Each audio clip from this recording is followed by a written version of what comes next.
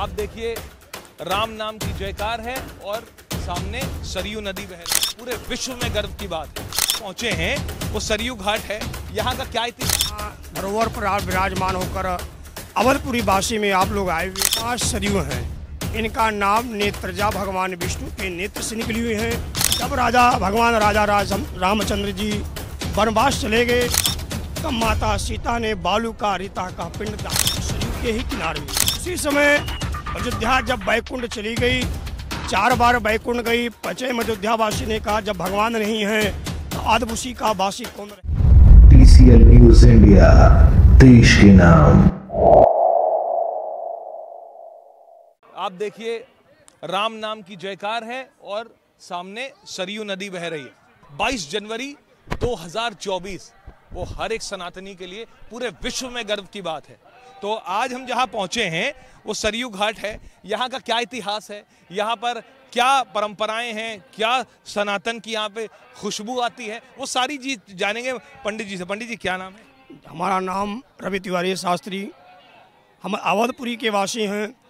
जिस जगह हम यहाँ विराजमान हैं, माँ सरयू के गोद में विराजमान हैं।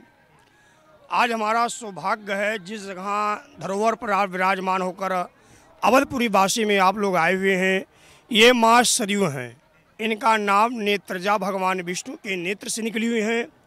ये भगवान राम की बहन हैं और इनको मानिए तो वहाँ गुरु वशिष्ठ द्वारा भगवान की महिमा का गुणाभाग किया गया। जब भगवान राजा रामचंद्र जी वनवास चले गए 14 वर्ष में, जब दशरथ जी का समाधि शरीर को संपूर्ण हुआ तब माता सीता ने बालू का रीता का पिंड दान किया माँ सरयू के ही किनारे में।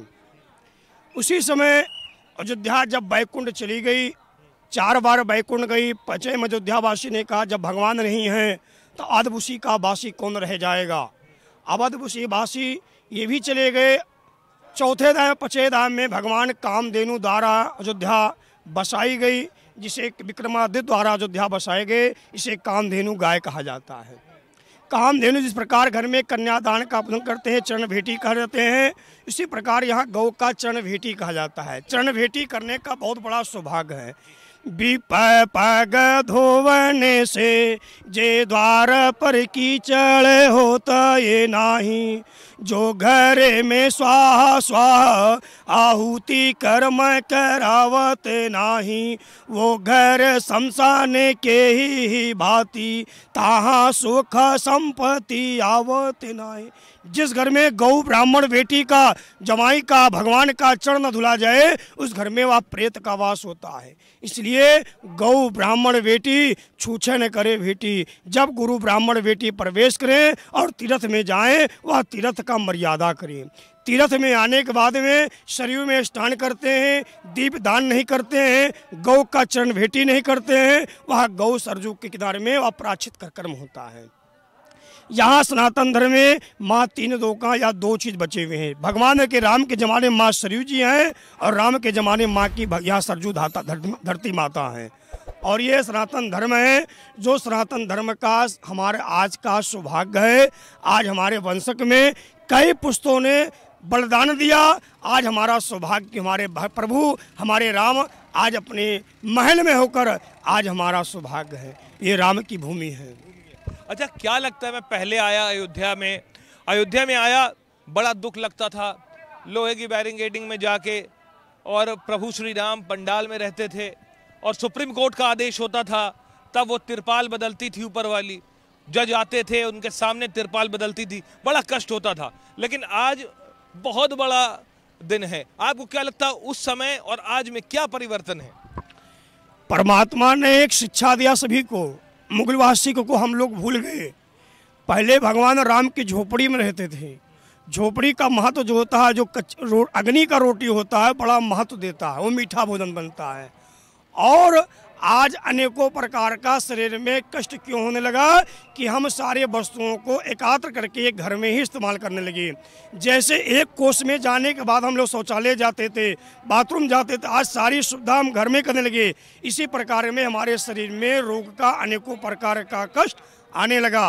वह परमात्मा ने कहा जिस प्रकार हम 5 वर्ष 14 वर्ष 4 वर्ष चंट में रहकर हमने सभी को शीश दिया है, अपने झोपड़ी को, अपने महल को, अपने शरीर को मत भूलना। ये शरीर जो पंचतत्वों से बना है, ये शरीर मिट्टी का बना है, ये 5 चीज़ों का अभिमान है, धन बल विद्या शरीर और पुत्र, ये चीज़ मेरा नहीं है, ये मेरे परमात्मा का है। ये शरीर को त्यागो और ये शरीर मिट्टी है। राम ने भरी चाबी जब तक चले खिलौना, मुट्ठी बांधे आए हैं हाथ पसारे जाएंगे। जग में कुछ लेकर नहीं आए, जग में कुछ लेकर नहीं जाएंगे।